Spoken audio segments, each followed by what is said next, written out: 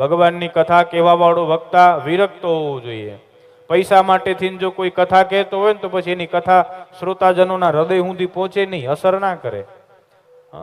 ભલે પ્રભાવ પડે કથાકારનો. અત્યારે તો અમારા કથાકારોમાં ઘણી બધી આઈટમો આવી ગઈ છે.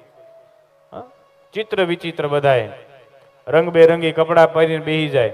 થોડું ઘણું સારું બોલતા આવડતું હોય એટલે પછી પોતાની એ ચપળતા ભરી વાણી દ્વારા લોકોને છેતરવા માટેથી કે અથવા તો એ હેતુથી અથવા તો સ્વયં પોતે કંઈક પ્રસિદ્ધિને પ્રાપ્ત કરવા માટે થઈ અને જો કથા કરે તો એ યોગ્ય નહીં. વિરક્ત હોવું જોઈએ. કથાનો વક્તા સૌથી પહેલું લક્ષણ બતાવે વિરક્ત.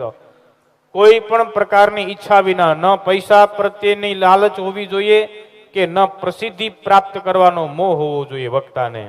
તો એ વક્તાની કથા શ્રોતાજનોના હૃદય સુધી પહોંચે. જો ભગવાનની કથા કહેવા વાળો વક્તા પ્રસિદ્ધિની પાછળ પાગલ હોય તો એ કથા સાર્થક થતી નથી. અત્યારે પ્રાય લોકોને પ્રસિદ્ધિનો, બધા છીએ તો આપણે જીવો જ પ્રસિદ્ધિનો મોહ છે એ બહુ લાગી ગયો છે.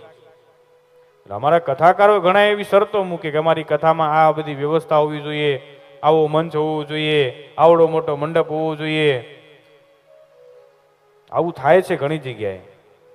અમારા માટે આવી વ્યવસ્થા હોવી જોઈએ.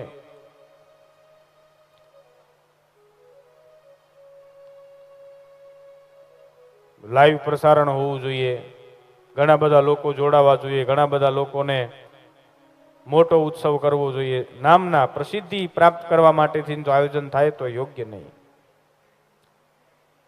એટલે ભગવાનની કથા કહેવા વાળો વક્તા પણ વિરક્ત હોવો જોઈએ. વિરક્તો વૈષ્ણવો, વૈષ્ણવ એટલે ભગવાનનો ભગત હોવો જોઈએ.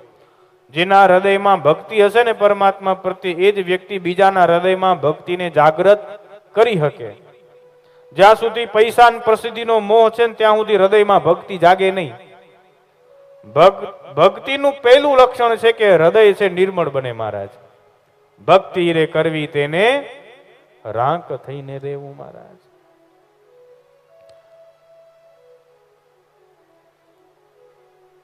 એને પછી બીજાઓ ઉપર પોતાના પ્રભાવ પાથરવાના અભરખા ન રહે, જેના હૃદયમાં ભક્તિ જાગી ગઈ હોય.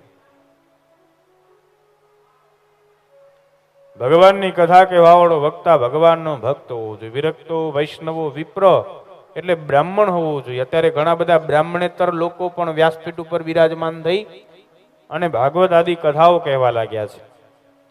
ભગવાનની કથા, ભગવાનનું ચરિત્ર, ભગવાનના ગુણાનુવાદ કહેવાનો અધિકાર બધાયને છે, પરંતુ